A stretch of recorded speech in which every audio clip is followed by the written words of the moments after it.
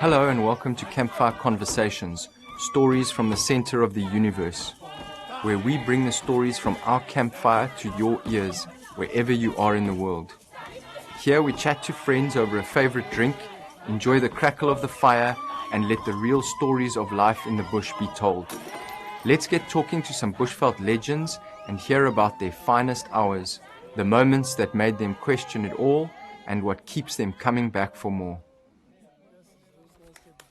Yeah, they knock a glass over, they dance it hard, it's awesome. Good morning and welcome to the Tulela Campfire. Here we are for early morning session. The sun was rising and the zebra are calling in the background. Another episode of Campfire Conversations from Tulela, a luxury exclusive use camp in the magnificent Clasiri. This morning we've been waiting a long time to have him. I will introduce him now, but before that we'll go around the fire. We've got Marketing Director James Gilmore, Executive Producer this morning. We've got Jessie from Just Reserves, straight out of Joburg. We have Jane, she's getting her questions ready, and my great friend Sharon Haussmann. Sharon and I have been on many a game drive in the Baluli Game Reserve. Not only in the Baluli, but also in the Aberdares National Park and Laikipia in Kenya, searching for the black leopard. If anybody wants to know about that, that's on the next podcast. Sharon and I are going to talk about the moment we saw the black panther. It is an absolute pleasure to have Sharon here today, chairperson of the GCAP Greater Kruger Environmental Protection Foundation and chairperson of Baluli Nature Reserve. She grew up as a farmer, has a hyena obsession with over 3,000 hours of den site observation. Shaza, nice to have you here. She hasn't said a word since last night. Hi, Sharon. Good morning, Brett. And on my left, we have Michel Girardin, Sharon's great friend, my great friend, and a safari mentor. Mich, it's really is a privilege to have you here. When you start to search Michel on the internet, there's a couple of core things which come up, which is empathy. A few times the word empathy came up. And I think for myself and my personal experience with Mich, nothing has ever been too big to ask. He is, as some people say, the most connected person in the South African tourism industry. Wow. But if you phone him up and ask him, can you help me with this, he's always willing to do it. Even though behind the scenes he's dealing with literally a fire, he will be happy to help me on something small in my life on that day. And I think, that's what's always come across. The last few years I've done a lot with Mich and the places that he's managing. We'll get onto that now. But just a pleasure to have you here and looking forward to this conversation. Michel started out in 1985 as a safari guide at Sabi, the famous Sabi, where he stayed on in different roles for 15 years. He's been involved in the famous Juma, which you guys all know, and a lot of our listeners will have stayed there in one way or another from the 1990s. From Sabi, Michel started his own lodge, works closely with the fair trade tourism to develop inclusive safari industry and sustainable tourism. Appointed South Africa's first Shangaan safari guide in 1986 and established the Sabi guide training course. He now spends most of his time in Hoedspruit, the Manyeleti Game Reserve, and the world-famous Sabi Sand, looking after Pungwe, a real favorite of mine, and Juma, as I mentioned. Michel is a general mentor, has a beautiful daughter, Kyra, who he loves very much. We'll talk about Lake Shiluvari. He established the Ribola art route, is absolutely fluent in languages. One of my favorite things is meeting people or arriving at a lodge with Michel and his fluency in African languages that literally every single time knocks people off their feet. It's absolutely incredible. He's a consultant. Again, the word empathy, has worked in countries including Madagascar, Bhutan, Ghana, and Mozambique. Michel, I just want to find something here quickly. Michel, as Yuri, his friend, says, is a special human being that can walk a mile in another man's shoes. His empathy is an amazing quality. He has the quiet ability to calm those around him and appear to be calm himself. Meanwhile, he is thinking a mile a minute. Got the hyena in the background.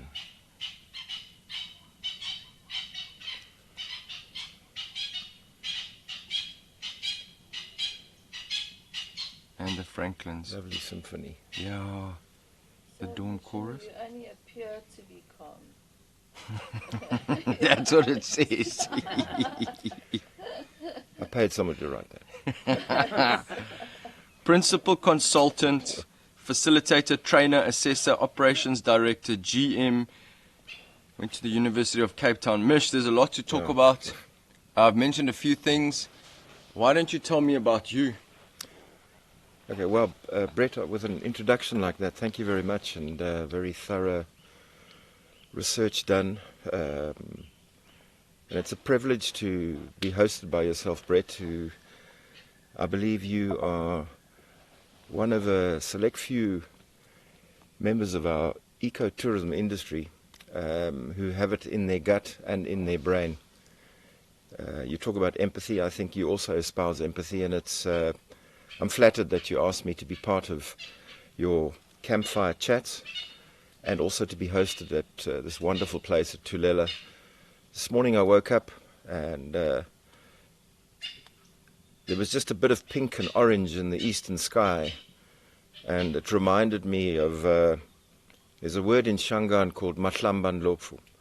Now mahlamba means to wash and lopfu is elephants. That's the direct translation. But it's actually a Shangaan idiom which means it's the time of day when elephants go to bathe. It's a beautiful time of day, number one.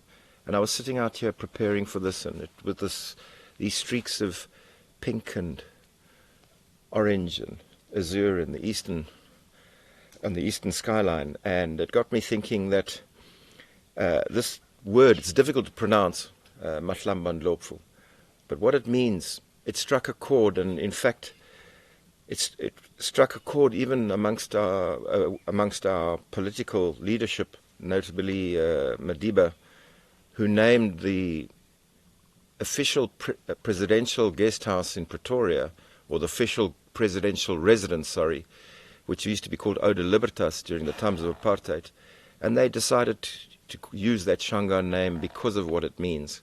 It's a beautiful name.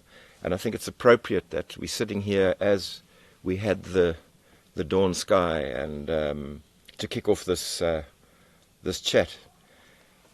You mentioned, Awesome. You want to talk to me about, or ask me what I want to talk about. I think one can't prepare for chats like this, because the essence of the hearth, of the fire in any camp, is very often the main focus of the life in the camp. And if you look in rural communities, the fire is critical in terms of cooking, in terms of heat.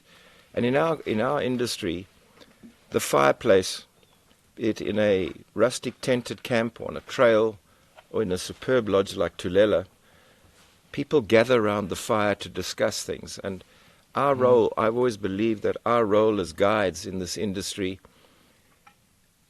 whilst it is important to know what Diospirus mispiliformis jackalberry is, actually it's to interpret and to share experiences. And the fireplace, where we're sitting now, is a core focus. And the essence of my sort of being and I've been fortunate enough to be in this industry now for 36 years. I don't think you were born yet, were you? I might have been, was the year I was born. I'm 36 on the planet, 36 years on the planet. Right. So you were either on the way or Yes. here. And I've been privileged to be part of this industry, which I love dearly, and I've been privileged to be part of an industry starting in the very early years, and seeing it grow to what it is today. From when I started, there were basically 3 lodges: Sabi, Londolozi, and Malamala, and I was privileged enough to work at Sabi. And to see it grow, and that there are careers now for people. People don't have to come and work in the bush for 1 or 2 or 3 years and then go back to be an accountant or a uniform shop owner.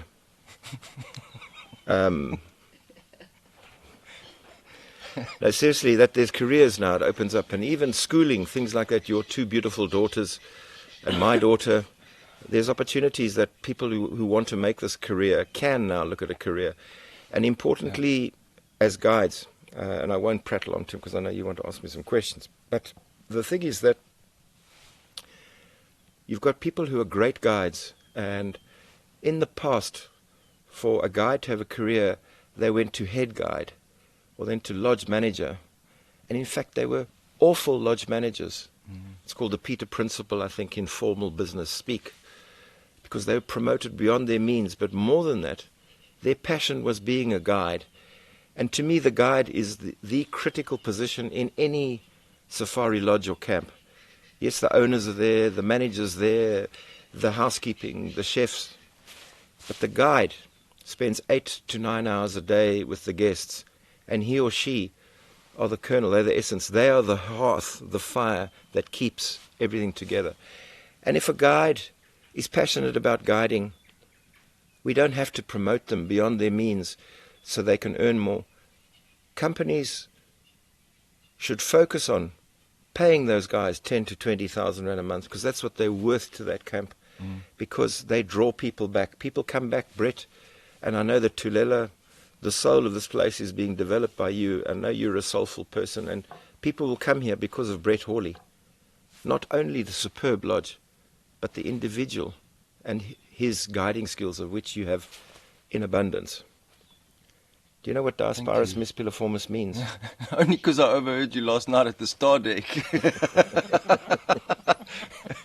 No, Tell us, joking, you I'm have to kidding. tell No, us no, now. no. No, no, it's Jane. taxonomic name Thank for you very much for the Jackalberry. confidence, Jane. What I was saying about trees, you know, there is an abundance of fauna and flora that when you're learning to be a guide on a FAGASA ratified course, you've got to pass a written test and there's a practical, and you got to name 15 trees, both the common name and the botanical scientific name. And after 36 years, there are many people who put ears on me who've only been here for 10 years on trees and that. But I focused on trying to understand, why did the person who gave it that scientific name, why did they give it that? And Diasporus mispiliformis, which is Jackalberry, Transvaal ebony, is an interesting one. Di means two in Latin. Spirus is seed. Formis, what does formis sound to you, Jane? Formis. Form, shape. Mespili, bullet-shaped. Two bullet-shaped seeds.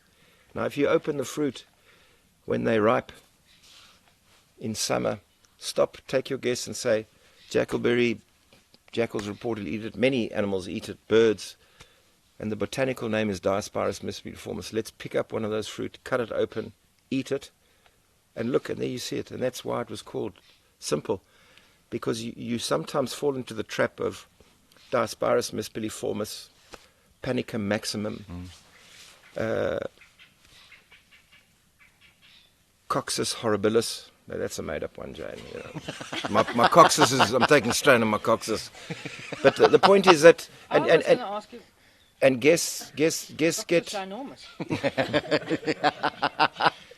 no, more about Brett later. But the point is, and I think I've spoken, we can have more of a dialogue, Brett, but, you know, as a guide, it's the interpreting and the conducting of the experience. You don't have to know every single common and scientific name. I mean, the birds we're hearing, I still call them Natal francolin, crested francolin. I know the correct name to be marked correctly with a tick is spurfowl. When I'm assessing somebody, if they tell me it's a francolin, I will not say you're not competent, because during apartheid we also had different names for our birds, Yes. and now we're falling into the world's thing, you know. No, 100%. Listen to those spur files. Love it, Mich. Yeah, Really, really, yeah. really. You just keep going, man. I think it's fascinating. Brett, can I chip in here? Yeah. Please. I must That's say, why you're sitting here in the morning,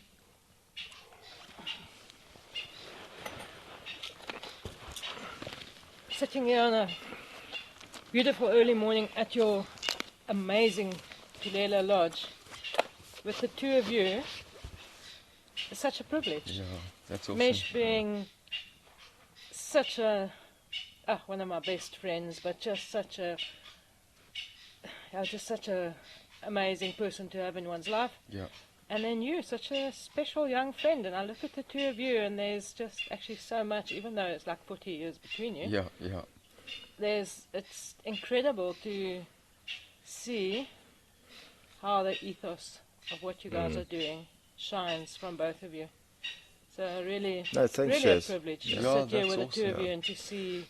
You know, and that's what it's about. I think the collaboration, and I think it's actually you who connected me with Michel, apart from knowing who he is and what he does and whatever, but actually connected. Because I was always speaking about him. Yeah, you couldn't stop, hey.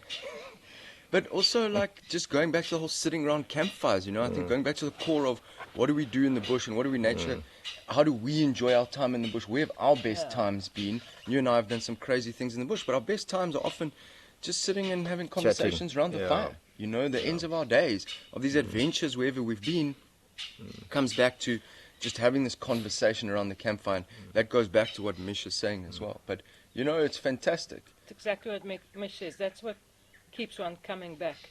It's the person, it's the connections, it's the conversations. Yeah, it's the soul of the soul. place. Oh. You know, we have magnificent lodges in South Africa. Yeah. Too many to name. Earth Lodge at Sabi, Sindita Labombo, Londolozi, Vati Camp, Tulela, Cheetah Plains, beautiful Djuma, beautiful lodges, but those are structures and they're easy on the eye. But the place has got to have soul. Yeah. And the soul comes from the guide. And I'll always say that. I was a guide. Sadly, interestingly, you mentioned 85, it was a year before, but I only guided for 9 months. It's quite interesting. When I started, I just completed university in Cape Town, and a week later I went on an interview to Sabi, because I had a dream of, I was studying towards journalism at UCT. Now, they don't have a faculty there. It's obviously Rhodes and Stellenbosch. But I wanted to go to Kremlin on the Hill. I wanted to be a communist against Table Mountain. So I studied there, and I cobbled together a degree that allowed me to practice journalism.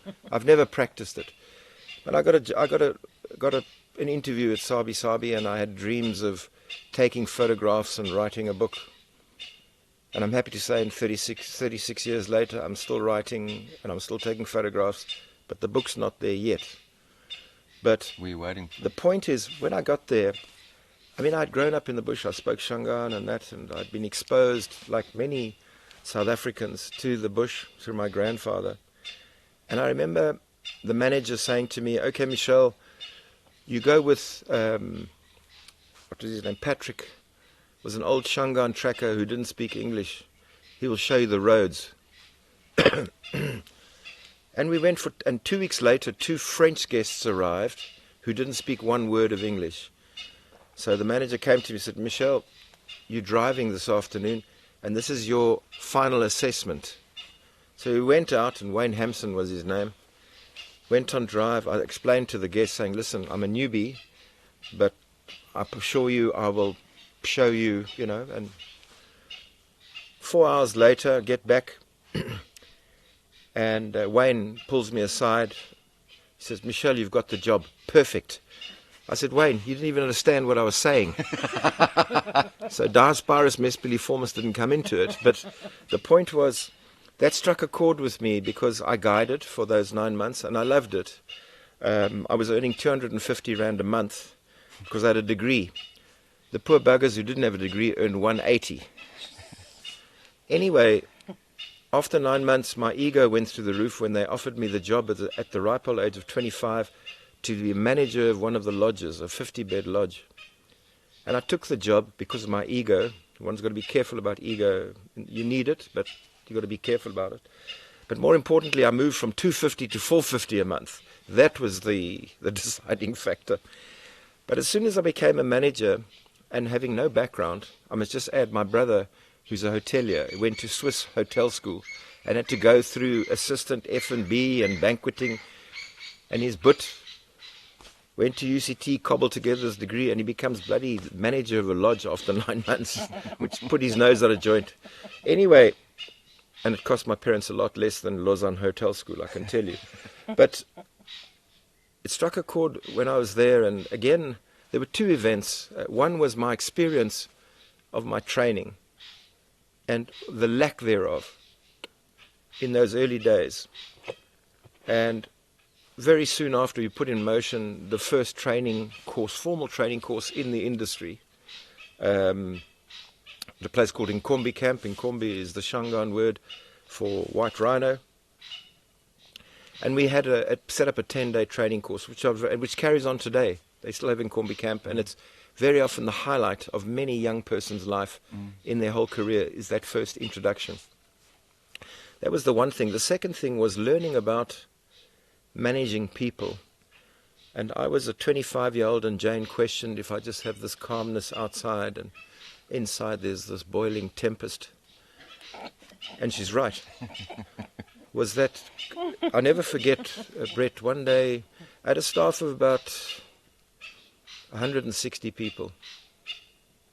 And one day an old Shangaan guy who was a guy who worked running the habitat management squad came to me after lunch and he said, Michel, the staff want to see you. And me being the manager said, tell them to come to my office. And he said, no, you come to, I hate the word compound, I changed it to staff village. Come to the compound. And I went there and there was 160 people sitting under these trees on a hot, sweltering February afternoon in the Lowveld, and there was one chair in the middle next to the hearth of the fire. He says, you sit there. So I grabbed the chair and I moved it closer. He said, no, you sit there. And he stood up and he said, Michel, in Shangaan, he said, we respect your position, but we don't respect you. And just because you bear the mantle, do not expect it. And then he went into, which might be a fairly sexist or misogynistic example, but it was I've never forgotten it. He said, Michel, us men, we have deep voices. You are like women who, like birds on the top of a tree, shout like the Aramaic babbler and that. You must stop being like that, and you must be like a man and keep your voice calm. And I've never forgotten that. Mm-hmm. And I learned from it. And the Shangaan colleagues of mine are very dear to me wherever I've been. There was an interesting incident once. In '89, we were the first lodge to be unionized. We brought in the trade union, SACAW, with the South African Catering and Allied Workers Union. Never had a union in game lodges. So we signed a deal with them. And 2 years later, there was a situation where 3 people died, quite close to each other, time-wise. One was an unfortunate incident of a tracker was out on drive with a guy called Carl Walker, who works at Pinder now. And they'd found lions stalking giraffes. So they switched, as the protocol is, switched the lights off. And the tracker was sitting on the front of the vehicle, and he heard something, and he said to Carl, I hear something. And Carl said, put the spotlight on. He put the spotlight on, and there, 15 to 20 meters coming straight, was 1.5 tons of bull giraffe chased by lions. And it hit him and fell onto the vehicle. There was a family. Luckily, the kids were scared of the lions, so they were under the seats. But this giraffe hit him full on, and he died 2 weeks later in hospital. That was the one thing. And then there were 2 other people who passed away, sadly. Anyway, the staff came to me and they said, listen, Mashangaan, which was my name, we want you to go and get a Sangoma, a Sia, a Sanusi, very different names for them, to come and find out why. And I said to them, we've got an agreement with a trade union. Because what happens when they come in and they point out X, Y, Z, those people have to leave. Because they've been pointed that they've been dealing in the spiritual world or muti or whatever. So they said, no, we'll sign a paper with the union. So there we did a deal with the union that the company paid half and the laborers paid, the union members paid half. And they said, it was quite unique. When I went to my boss, the owner of Sabi Hilton Loon, he also thought I was Meshuggah. He said, I said, leave it with me, let's do it. Anyway, they said to me, Mich, you must go and find the Sangoma. It can't be one of us, because we can then talk into their ear. So I found a guy in Swaziland, and I don't know if anybody knows, there's an actor called Jerry Mofokeng. Jerry Mofokeng is quite a well-known actor. He's got one eye that goes this way and one eye goes like a chameleon. This guy was like Jerry. So when I arrived back with him, what happens, I arrived, so there's him, the Sangoma, and he's got assistants, ladies who've got ochre in their hair, and they play drums while he asks questions. When I arrived with this Sangoma, who had one eye like a chameleon that way, the staff said, "Sho, Machanga, you've really got a good dude here. He's going to see everything." So what they did is you take ash from a fire and you put it in a big circle. Everybody who's involved takes their shoes off and they sit with their feet in the circle. The staff said, "Michel, you too?" I said, "Not on your Nelly. I'm not going in that circle." Because I know I didn't do anything, but I'm not going to. Anyway, and then he dances around. He's got a wildebeest tail in his hand, blue wildebeest, brindled gnu. And he asks questions. And the ladies are drumming, and then he'll go and he'll say, "Jesse, get up from there, come sit here. Brett, you go and sit there." And he'll dance around and he'll ask, eventually get down to the same question. And he suddenly came out with somebody who was killed by a giraffe here. People's eyes. Now, obviously, he was from Swaziland. He could have heard, you know. I didn't tell him. But he came out with stuff which was very interesting. The long and short of it, he pointed out 8 people. What he does, he asks a question, and he takes the wildebeest tail and he swats it through your face, and you've got to get out of the circle because you've been pointed now. And after about an hour and a half, 2 hours, he came to me, he said, "It's done. These are the people." And staff had signed an agreement with us that if you were appointed that you were dealing in Muti, you have to leave, which is a challenge with a union, but they left. Some of them were, one was an old guy who'd been a tracker of mine when I was a guide. He worked with Harry Kirkman, that's how old he was. And he left, and it was tearful, but he said, "Michel, yeah, I'm pointed." Of the 8 pointed, there was one lady who was a fairly large lady. I was single at the time as a Shanga lady. She used to look after my house and things. And I said to the Sangoma, I said, "Sure, but Nelly, no, I can't believe." He said, "No, Michel, she's using Muti, but it's not bad Muti. She puts Muti on her thighs because she's looking for a husband." So she was allowed to stay. But the point is, by learning with these guys, and now I've learnt a lot, that experience has been called by staff, and it's not easy to sit in front of 160 people and be shat on. But I was wrong, and I learned from that. Then the incident of using another aspect of managing people through what they respect, and you won't find it in any business school. It stood one in good stead, because from then on until I left, I never ever had one labor dispute there. We often at Sabi used to have the YPO, the Young Presidents Organization. Those are dudes who have 40 and they've got a certain net worth. They'd come and they would have their conference there, and then they'd say, "Michel, tell us about a management challenge." And I'd tell them the story of the Sangoma. These dudes from New York couldn't understand how we could do that. But it worked. And I think the bottom line is, Brett, is that again, empathy, you say, put yourself in someone else's shoes. As a guide, try and understand what a guest wants and give them what they want before they ask for it. It'll impress people. Number 2, you've got internal and external customers. Your marketing director knows better than me. But the external customers are guests. But don't forget the internal customers. You've got fantastic staff here, and they'll walk that extra mile for you. They irritate you, and you crap on them. That's life. But by embracing local knowledge, it stands you in good stead. That is awesome. I love it. Thanks, mate. Listen, Brett, I'm leading on. Any questions? Applaud, ululate, Jane. You're welcome. No, thank you. But good morning. I'll tell you two more stories which are quite important to me. It was In February 2000, the 4th of Feb, we had torrential rains in the Lowveld like we had in 2012 and this year. But in 2000 we had mega floods, and one of our lodges was along the Sabi River, which is now Lion Sands. And at about 6:30 in the morning, thank goodness it was that time, a wave which was literally about 8 meters high hit that lodge. Fortunately, the lodge slept 40 people. Fortunately, we had a team, a sports team there. So in an emergency, it was easy to say, Jane, where is Peter? Because you knew, rather than 40 individual FRTs. We got them out, and it was unbelievable what we faced. Now, again, going back to local knowledge, the previous November, I was in Kruger somewhere, and there's an old Shangaan guy that I knew who'd worked in Kruger for 50 years.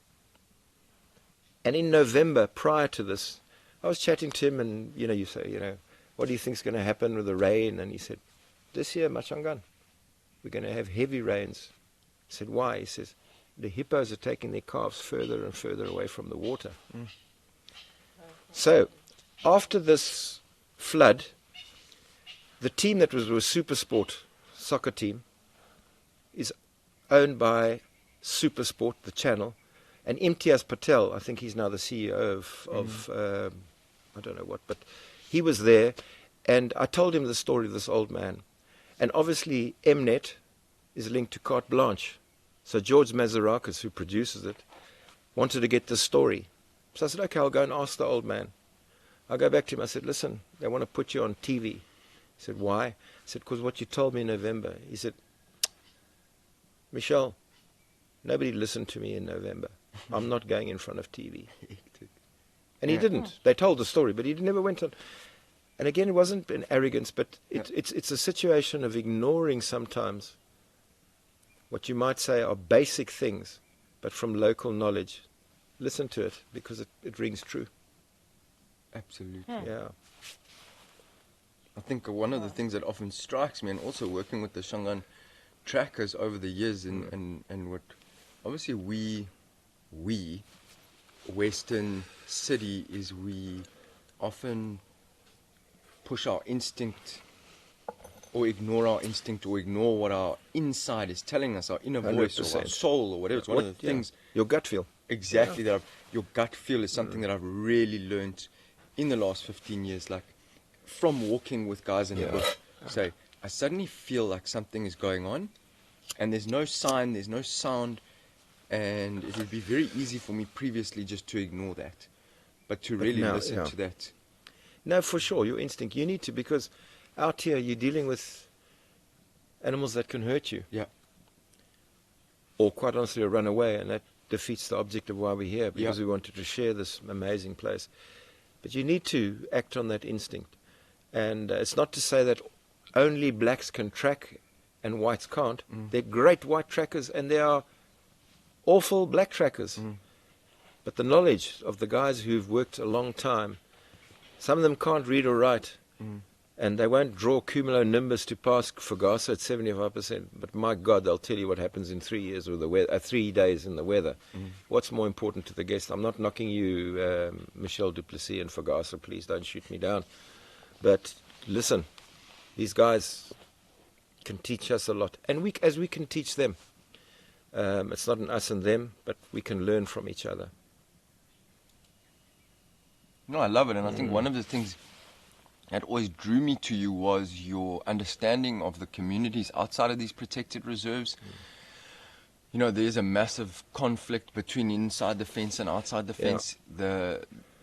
Your understanding of that, your understanding of the people, your understanding of tourism, and obviously just going back to your strong foothold in tourism, and 35 years of understanding the eco-tourism industry in South Africa. And the other was, this thing that I really buy into, which is mentoring and sharing skills and knowledge and facilitating people and giving them opportunities.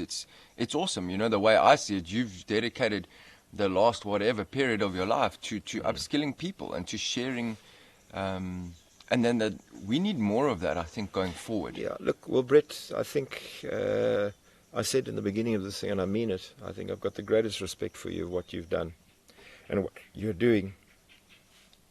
We've got many guides, but they're guides and they're guides, and they're people like yourself who've got it in the gut, which means you are listening to your gut, but you've got it in the gut, the heart, not only the brain.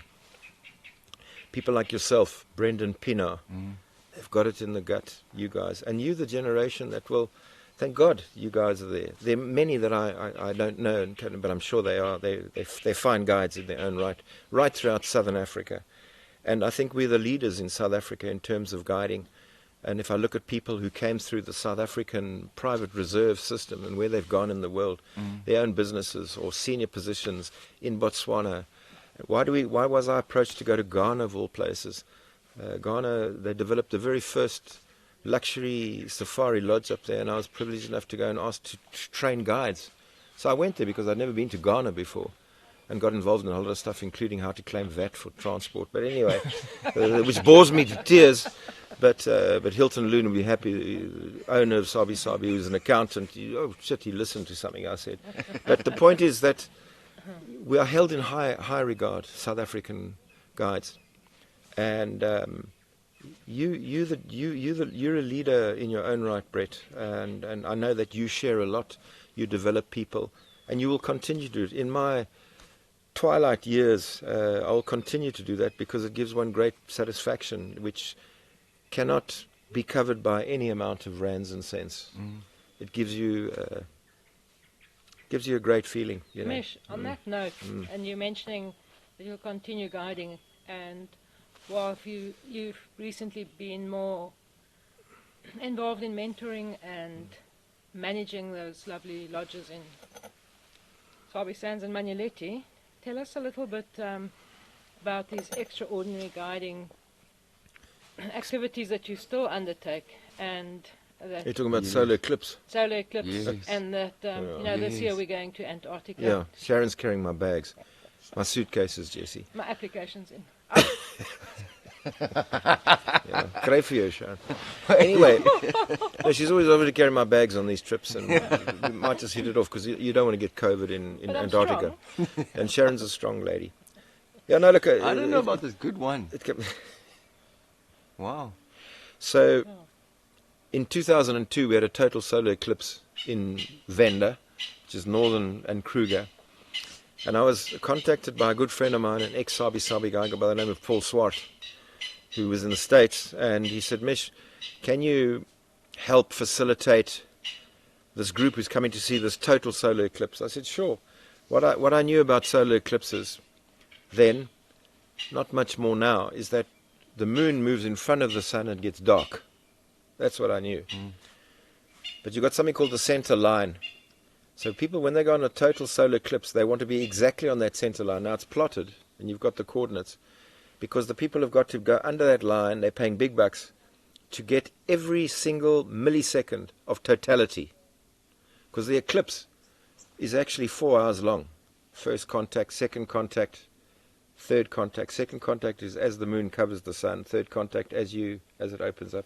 And then fourth contact when it moves right away from the sun. I said, sure. It was business for Shilavari, this lodge in Venda that the family had. And I said, okay, cool. I'll do it. And I had to go and find a site.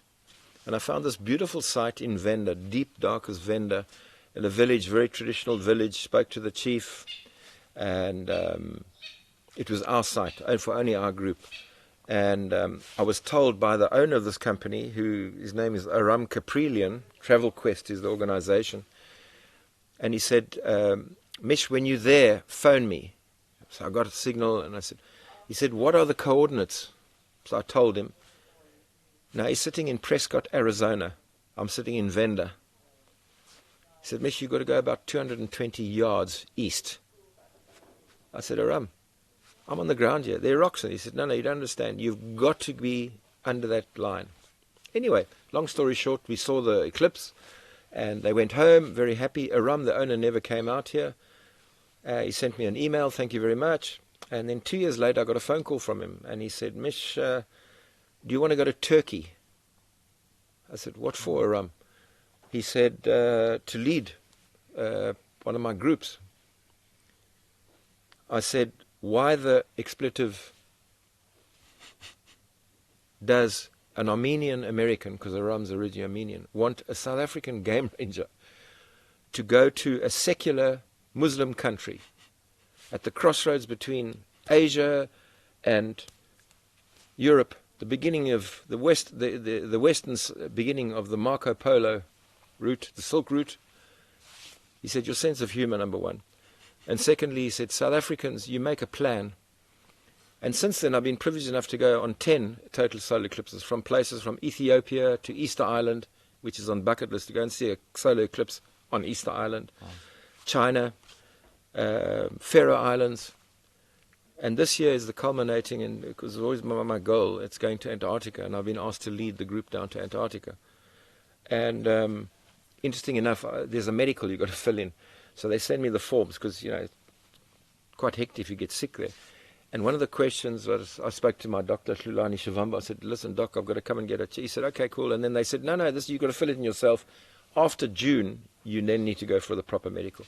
One of the questions was, do you feel short of breath when you climb up a ladder? So I answered, no, as long as it's on the ground. And they came back to me and said, no, Michel, you've got to be serious about this, you know. Anyway, I said, no, I'm only kidding. But I'm being privileged to ask to lead. Now, what I do, basically, I'm his proxy, his legal proxy, because you've got to take decisions. And, you know, the more remote the location, the better. I mean, I went to Gobi Desert, where the Uyghurs are now. That's where all the focus is on how the Han Chinese are dealing with the Uyghurs. You're dealing in very extreme places, and so I'm his proxy. But actually, I'm a guide. Mm-hmm. I'm not an expert in Turkey, believe me. I'm not an expert in Ethiopia. But I'm heading this group, leading this group as the main nanny. Because if Mrs. Schwartz, who's paying $6,000 for 14 days, excluding flights, breaks her shoelace, you're going to tie her flippin' shoelace for her. So I've been privileged to do that. Will come in very useful. Exactly. So I've been privileged to do that, you know, and Wow. it's another thing to go to Antarctica. I'm looking forward to it. Wow. And this is my swan song because I'll be 61, and I said thereafter I'll help you. But I'm going to Antarctica, and just, you know, out of interest, I think you get about $15.40 change out of 40,000 US for the trip. So I'm privileged to go on that. Yeah. And I hope it happens because his tours last year, was meant to go to Argentina and Brazil, were all cancelled because of COVID, obviously. And there are two trips. One's to Antarctica, the other's on a cruise on the Lindblad Explorer, which is a well-known company, Lindblad Expeditions. He's going to be leading that. Aram's going to be that one. But he said, Mich, you know, a cruise ship is basically a floating Petri dish. So I hope that it goes ahead because I'd hate to be on a ship, you know, with COVID. Mm-mm. So anyway, I've done many things, and I've been privileged to be involved in that, and yeah. But again, it comes down to empathy because, funny enough, they've got 5. You know, Americans love titles, you know, president, vice president, marketing, and you've got a business card, and so I'm the tour director, or whatever. I mean, it's very flattering, and. AKA shoelace tire. AKA nanny.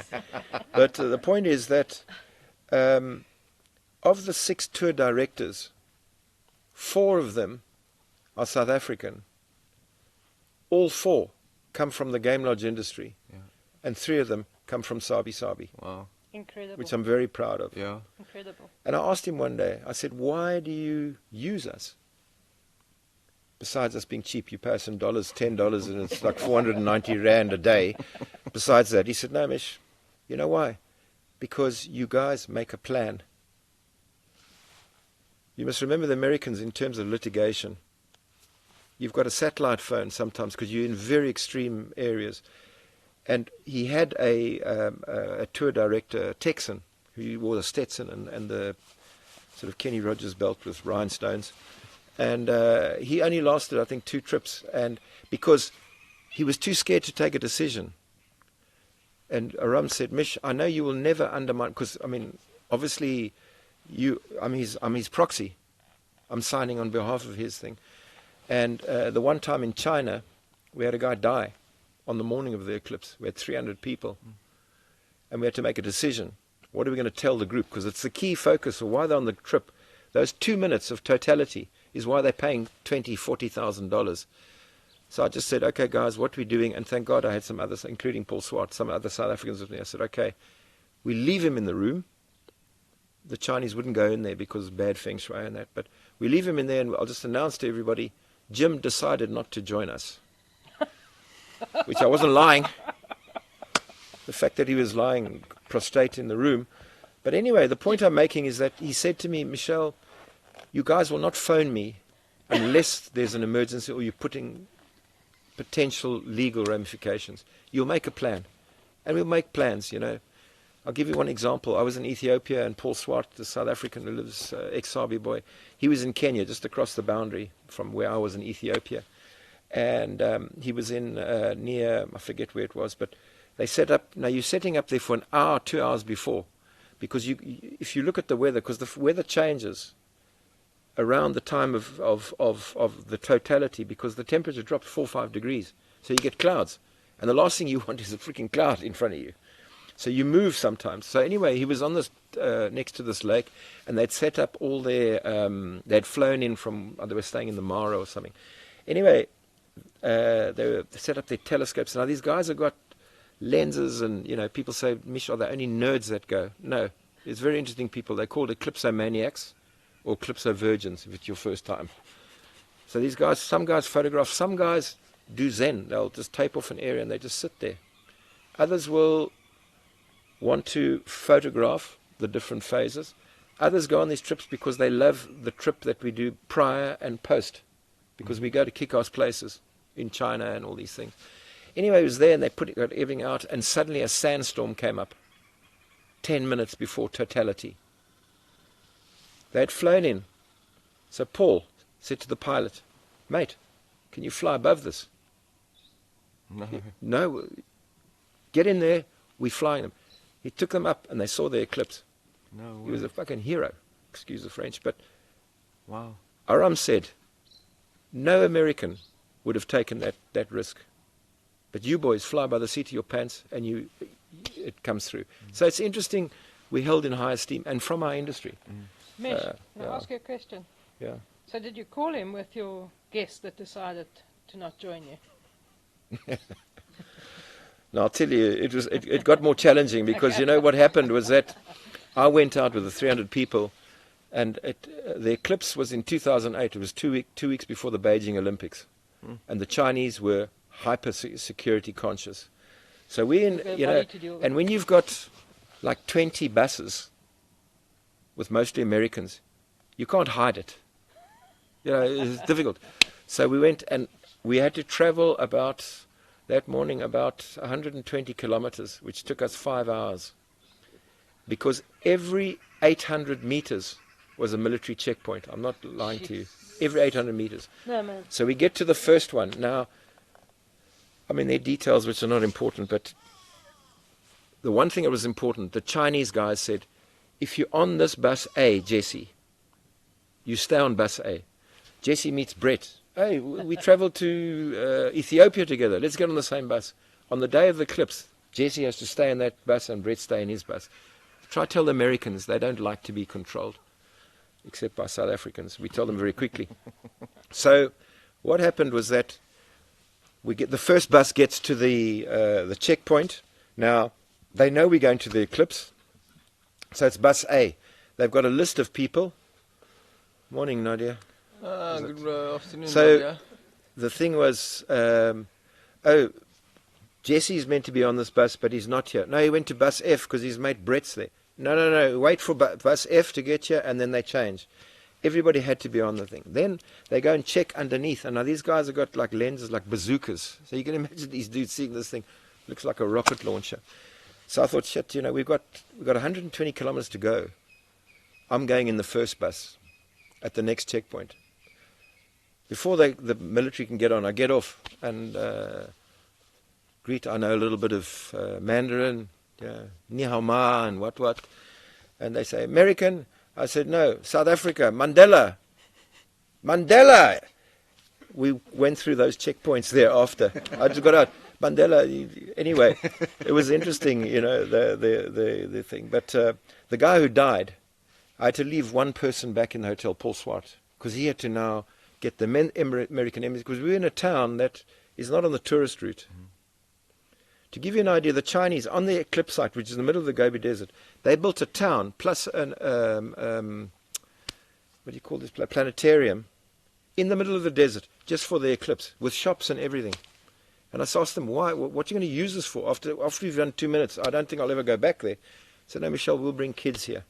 China's an interesting place. So anyway, there's this dead dude there. Paul's got to arrange it. Now he's got to try and get hold of next of kin. He was never married. He had a cousin in like Georgia, but not in like an Atlanta, in like Kalamazoo, one of these well-known places, He tried to get hold of this dude. Eventually he phoned the sheriff to say, listen, please go and find this guy. So this guy gets on the phone. Now the guy who died, I think, was 76. The Kazi back home in Kalamazoo was like 88, who couldn't hear on the phone. Now Paul's talking on the phone. Kazi's dead. Shit. Anyway, that's the story. Wow. But I think, Brett, I don't want to, because I dominate too much, I think, in this thing. But I'd like to talk a bit about the animals, I think, because, without them, we would have very little to talk about. I mean, we could be living on a well-manicured lawn with a manicured lawn and a picket fence in an over-regulated country like Australia, where they've got lots of venomous snakes, but not too many big furry things. So the animals are important, and especially elephants. And I don't want to glamorize elephants at all. But I had an experience once. I don't know, has anybody ever been to the Letaba Elephant Museum in the Kruger? I was there on the weekend. Have you been, Jane? No. You must go to Letaba Camp and go to the Elephant Museum, Jane. You've been there, Jesse. Yeah. It's an amazing place because you've got the Magnificent Seven there. Those iconic tuskers from the 1980s. Shawu, longest tusks ever. Joawu. Mafunyan, one of the hole in his head with almost perfect tusks. Those are the Magnificent Seven, and there was a guy called one of the foremost elephant scientists, Anthony Hall Martin, who I had a lot of respect for in Kruger. Oh, I've got his book. Yeah, and that book, correct, and the pictures, the illustrations were by Paul Bosman, well-known wilder. And they wrote this book to commemorate the Magnificent Seven, because those elephants all died in that decade. But there's an eighth elephant in there. It's called Mandlev. You go and look for Mandlev. Now, Mandlev's the eighth elephant. Now, Mandlev, the word Mandlev means ear in Shangaan, because he's got a tear in his ear. And he's got beautiful tusks. In 1987, when I was at Sabi, the guides came back one morning and they said, Mich, and we still had a vet fence between Kruger, about this high. Mich, we've found a huge tusker. So we went out one morning, and I went out with the guy, and this old bull was just there, and he had his tusk in the fork of a tree, sleeping. So I phoned Anthony. I said, Anthony, look, you've got the Magnificent Seven. Who's this guy? He said, no, we know him.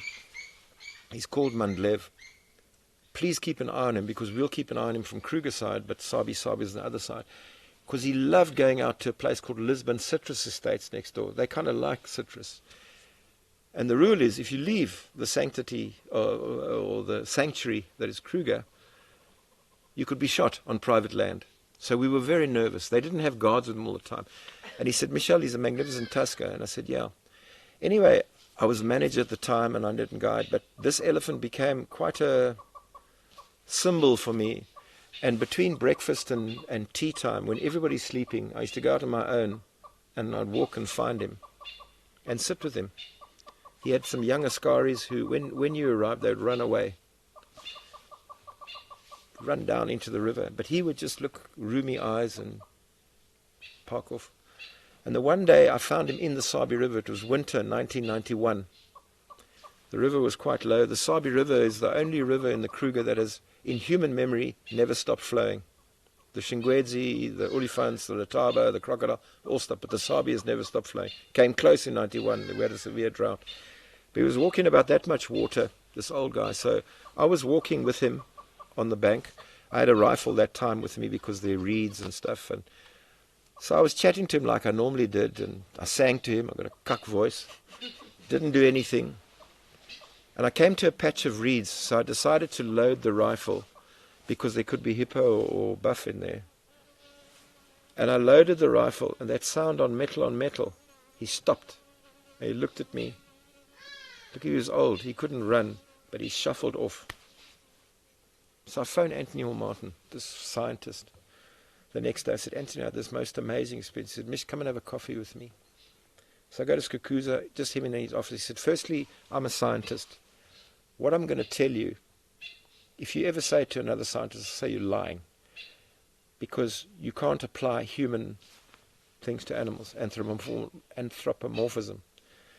He says, look, it's 1991. Let's say that Mandle was old, 60 years old. Reason why he was along the Sabi River, if he's 60 or 55, his last set of teeth, worn down, the sixth set, and it's soft along there. So it made sense. So he said, let's say he was born in 1931, and he is in his mum and aunts and everything. He was born in Kenya. Sure, my ears prick up now. 1931 was the age of the big white hunting thing, the long bar in Nairobi and whatever. Maybe they were exposed to the sounds of hunting, and they moved down to Tanzania as hunting, Mozambique, and they eventually ended up in Kruger. Now, for me, I'm not a scientist. I love that kind of shit because that's the truth. Yeah. Because it's possible. Anyway, so he said, maybe that's the story. So it made me even more want to be with him, you know, and try to understand this old man or this old beast. Anyway, come 1993, January, and we used to report. We've got him here, and then they would report. And January, February, March, April, May, 1983, nobody's seen him. In June, I get a call in 93, Michel, we found him dead in one of the little tributaries on the Sabi River. It was the perfect place, you know, again, one doesn't romanticize, but it was a little drainage line with this big fig tree on the side, and he'd obviously fallen over and couldn't get up. His body, he'd been dead a long time, but his tusks were still in his skull. So they took those tusks, and this is the reason why Mandlev is there as the 8th elephant, because his tusks are the heaviest tusks ever to come out of a Kruger elephant. The one tusk is 73.5 kgs and the other 69 kgs. Now work it back to your own weight. So that's the story of Mandlev. And if I think about from 87 to 93 or 92, how many hundreds of tourists that old guy who had the privilege of watching him. Now I understand sustainability and hunting and whatever, but somebody could have come and paid $2 million to shoot that elephant to get his trophy. But he gave so much pleasure to people. And when you next go to Letaba, go and have a look at Mandlev's tusks. So 2004, my youngest daughter's born in July 24th, I think, yeah. And in September that year, she was in one of those little things, you know, you put babies in, you learn about it. You put your baby in and you carry it. It's like a picnic basket with floral designs or whatever, you know, and blue and pink and whatever. So we go and we're staying at Sereni in Kruger. And I said one day, let's go down to Letaba. So I go down to Letaba and I always go and see the old man. And I put her there under his tusks and I take a photograph. And I did that for every year. Wow. But when she was like 13, it ain't so cool to go with your dad to go stand next to bloody Mandlev and get your photo taken. But now she still said, Dad, let's go back and take another photo. And every time I used to post a picture on my Facebook thing, and it was amazing the people around the world that had been exposed to him in whatever way. And these symbols, you get to know individual animals. Mandlev was a big symbol for me and gave so much pleasure. An amazing old bull. And that story, it's possible. Yeah. It's possible. But you tell a scientist, especially Anthony Hall Martin's dead now, but I can tell scientists that Anthony Hall Martin says that's the truth. The truth. Yeah. Mich, I love it, man. I absolutely love it. You are like a big old elephant bull, you know, and the wisdom that we've heard from you this morning. I think we need to do it again. You know, going back to the core of what we love and sitting around the fire and listening to stories. So, yeah, thank you from the bottom of my heart. It's been a fascinating conversation, really. It's always magic in the bush when the sun is rising and the francolins are making a noise in the background, and it's been awesome to hear these stories. I hope you go to Antarctica. Can't wait to hear about that. No, I think you should say, I hope you come back. True I'll that. get there. I hope you come I back hope I from come back. Antarctica. And I don't know if you have a parting word or anybody's got any questions, but it's been very, very cool to listen to your campfire stories. No, thank you, Brett. I think I'll revert back to Shangaan. In the Shangaan language, there's no word for goodbye. In Afrikaans, you say tot ziens, it's similar. Auf Wiedersehen in German. In English, we say goodbye, which is a degree of finality. In Shangaan, there's no word for goodbye. They say itabona nsukuringwana, until we meet again. So I'll leave that with you. Inkomo. Thank you. Thank you. Inkomo Shaneen. Awesome, man. Sure. Legend, Mich. Very cool. Legend. I was going to speak about your good looks. Let it go a little while. Yeah. That was the only thing outstanding. Yes. No, That thank was you. so super No, cool. thank you, Brett. Thank you for joining us. You can find today's guests online via their social media handles linked in this podcast description. Go ahead and give them a follow, share some love, and show some support for what they are doing. We welcome your questions and comments and encourage you to let us know what you're thinking. Who do you want to meet around our campfire, and what burning questions do you have for these bush legends? Find us on social media via the links in the description, and tune in to watch our podcast recordings from around the campfire on our YouTube playlist. They knock a glass over, they dance it hard, it's awesome.